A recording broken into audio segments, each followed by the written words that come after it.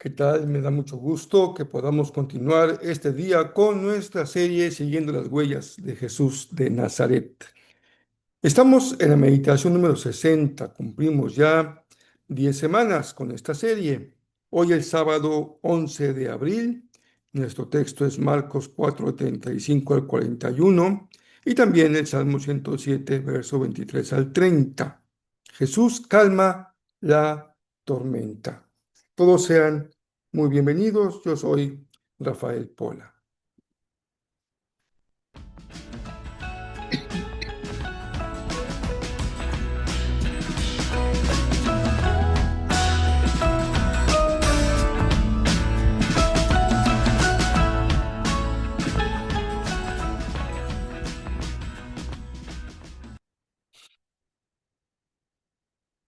Qué gusto que podamos seguir con nuestra lectura ordenada, con un cronograma adecuado a la lectura de los cuatro evangelios, siguiendo las huellas de Jesús de Nazaret. Es el título de nuestra serie. Y yo siempre les recomiendo que tengamos un método de lectura bíblica devocional, que tenga una secuencia, un orden, y es lo que nos proporciona esta serie. Ir leyendo desde el anuncio del nacimiento de Jesús, desde más bien desde la preexistencia de Jesús allá en Juan 1, y llegaremos hasta el final de su vida y su ministerio aquí en la tierra. ¿Hay más enseñanza bíblica sobre Jesús? Sí, sí lo hay.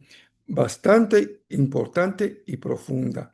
La que se encuentra en el Antiguo Testamento como profecías y lo que se encuentra en las cartas, especialmente Pablo, y también en Apocalipsis y también en Hebreos. Así que la perspectiva sobre Jesús es apenas lo que relatan los evangelios de su vida aquí en la tierra. Y parte de esta enseñanza del Nuevo Testamento está en lo que Jesús hizo durante el tiempo que permaneció aquí en la tierra entre la resurrección, de la que hemos sido parte en estos últimos días con una gran bendición de celebrarla, conmemorarla, pero también la ascensión. 40 días que van de la resurrección a la ascensión. Y hoy vamos a considerar justamente un texto que está fuera de los evangelios. 1 Corintios capítulo 15, versículo 6. Es una carta del apóstol Pablo, una carta bastante antigua, de los escritos que se consideran más cercanos a los acontecimientos narrados en los evangelios y la carta a los Corintios. Por eso es importante lo que dice Pablo aquí en el verso 6 del capítulo 15. Dice, más tarde lo vieron más de 500 de sus seguidores a la vez, la mayoría de los cuales todavía viven, aunque algunos ya han muerto. Estamos ya en el tercero o cuarto de los pasajes. Se habla del testigo de los discípulos, especialmente Pedro. Se habla de la presencia de María Magdalena con el resucitado. También la reunión en el cenáculo con los discípulos escondidos. Y también cuando, de manera peculiar o particular, tiene un diálogo con Tomás. Ahora estamos en este pasaje de Corintios que los especialistas han tratado de identificar a qué evento se refiere Pablo, pero a ciencia cierta no hay certeza. Pero es importante el verso porque dice algo interesante. Dice, la mayoría de los testigos todavía viven, aunque algunos ya han muerto. Lo que le da una validez histórica a este pasaje, porque hubiera sido fácil para quienes vivían todavía en tiempo de Pablo desmentir la resurrección de Jesús. El hecho de que él diga, todavía hay entre nosotros personas que lo fueron testigos de esos 500, le da un valor histórico importante a esta afirmación. Así que tenemos 3 o 4 manifestaciones claras, físicas, del resucitado, de la que da cuenta el Nuevo Testamento. Pues vámonos ahora al texto de hoy. Regresamos a Marcos, el capítulo 4, verso 35 hasta el 41. Como siempre, leeremos juntos el texto. Al atardecer, Jesús dijo a sus discípulos, crucemos al otro lado del lago, Decápolis. Así que dejaron a las multitudes y salieron con Jesús en la barca, aunque otras barcas lo siguieron. Pronto se desató una tormenta feroz y olas violentas entraban en la barca, la cual empezó a llenarse de agua. Jesús estaba dormido en la parte posterior de la barca, con la cabeza recostada en una almohada. Los discípulos lo despertaron. Maestro, ¿no te importa que nos ahoguemos? Gritaron. Cuando Jesús se despertó, reprendió al viento y dijo a las olas, silencio, cálmense. De repente, el viento se detuvo y hubo una gran calma. Luego él les preguntó, ¿por qué tienen miedo? ¿Todavía no tienen fe? Los discípulos estaban completamente aferrados, aterrados. ¿Quién es este hombre? Se preguntaban unos a otros. Hasta el viento y las olas lo obedecen. ¿Qué hay aquí en este texto? Llegamos a un momento muy importante que podríamos de manera gráfica señalar como subimos un piso hacia la parte superior respecto a Jesús y a las huellas de Jesús.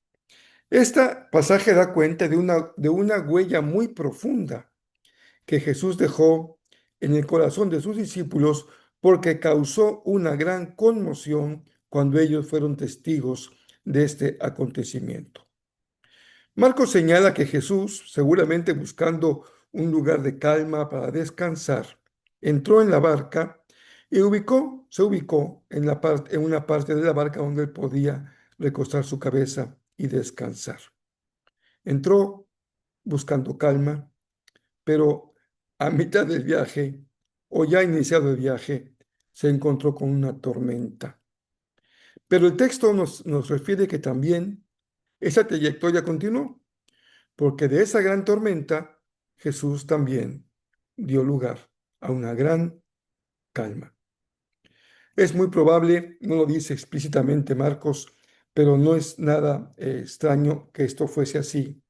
Jesús estaba agotado por tanto esfuerzo en su ministerio de recorrer las diferentes villas, poblados, predicando, enseñando, sanando, liberando.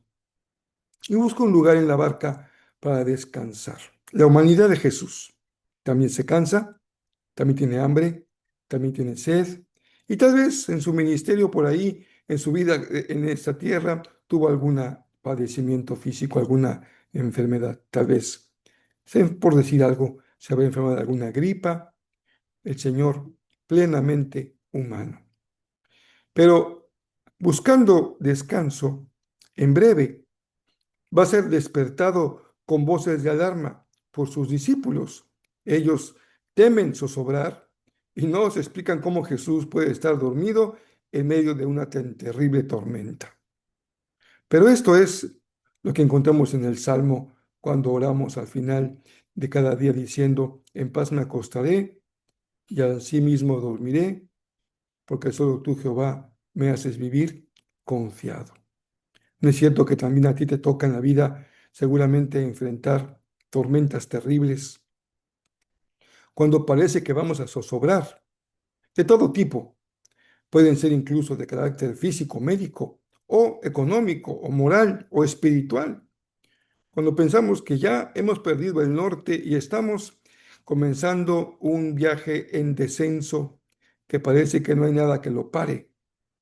Jesús es también un gran ejemplo cuando un corazón que está afincado en Dios puede en medio de una tormenta descansar. Pero ¿qué hay aquí? ¿Un milagro sobre un hecho portentoso? Sí, pero mucho más.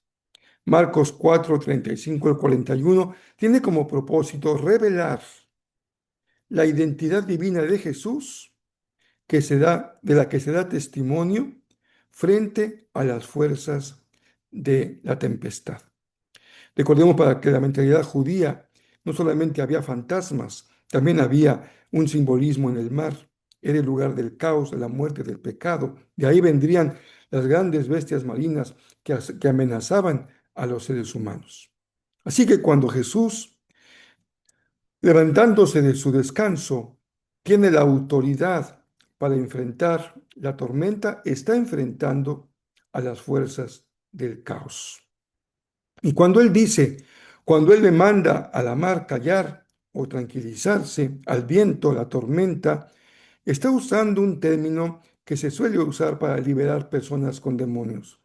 Cuando Jesús dice calla, también aquí es la misma expresión, calla, sobre esta fuerza de carácter caótica. Marcos presenta la tempestad no solo como un fenómeno meteorológico, sino como una fuerza hostil que Jesús somete con la autoridad soberana del Padre sobre el mar. Decimos que estamos en un piso arriba. Es la autoridad de Jesús incluso sobre las fuerzas naturales, no solo sobre la enfermedad, no solo sobre los espíritus malignos, también tiene autoridad sobre el viento y sobre el mar. Hay un contraste muy marcado entre el sueño confiado de Jesús ahí en la almohada que encuentra en el cabezal de la barca y el pánico de los discípulos que acaba con un cambio fundamental en la naturaleza. Pasan del miedo a la muerte en el mar, a un temor reverencial ante Jesús. ¿Y quién es este? Se preguntan que hasta la tempestad le obedece. Ellos mismos aún están descubriendo quién es Jesús. No les exijamos una plena comprensión de lo que es el Hijo cuando apenas están viviendo con Él los primeros años de su ministerio. Pero este paso a paso les permite ir comprendiendo cada vez más quién es Jesús.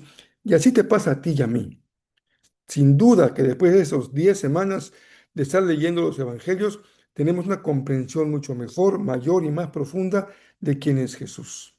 Y nuestra vida así será, acompañándonos siempre en ese camino, siguiendo las huellas de Jesús. Lo que Juan está buscando es que el lector responda a la pregunta fundamental de todo el evangelio y los evangelios, la pregunta que se hicieron sus discípulos. ¿Quién es este hombre que ejerce el dominio absoluto sobre la creación? Esta es una llamada a la fe, pero es una llamada a la confianza. No, no estamos expensas del caos de un mundo natural. Dios es soberano sobre la creación. Y eso nos da confianza, incluso cuando hay eventos que solemos considerar como incomprensibles o inexplicables, como un gran terremoto, una gran tormenta, un gran ciclón. Pueden ser muy destructivos, pero están dentro de la soberanía de Dios y son parte del equilibrio natural de la creación del Señor. A veces afectan al ser humano y los especialistas dicen que las más de las veces por malas decisiones que hemos tomado los seres humanos. Veamos qué dice el Salmo 107, verso 23 al 30. Algunos se hicieron a la mar en barcos y surcaron las rutas comerciales del mundo. También observaron el poder del Señor en acción, sus impresionantes obras en los mares más profundos. Él habló y se desataron los vientos que agitaron las olas. Los barcos fueron lanzados hacia los cielos y cayeron nuevamente a la profundidad de los marineros se acobardaron de terror. Se tambaleaban y daban tumbos como borrachos. No sabían qué más hacer. ¡Socorro, Señor! Clamaron en medio de la dificultad y Él los salvó de su aflicción. Siempre hay que clamar. Calmó la tormenta hasta convertirla en un susurro y aquietó las olas. Qué bendición fue esa quietud cuando los llevaba al puerto sanos y salvos.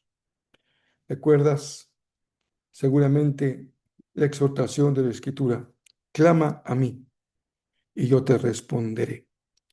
La palabra del Señor nos advierte que como discípulos de Jesús también enfrentaremos tormentas, cosas terribles, caóticas, que no están bajo nuestro control, pero nos ubican en un lugar adecuado. No somos Dios, ni estamos en control de la vida, ni estamos en control de la creación. Él es el Señor, pero estamos en control de nuestro corazón cuando lo ponemos bajo las manos del Padre con absoluta confianza. Hermanos queridos, hermanas, cuando estamos viviendo las épocas de la tormenta, no encontramos una explicación. Pero cuando las cosas terminan y las vemos en perspectiva, decimos, ah, Señor, ya comprendí y entendí de qué se trataba.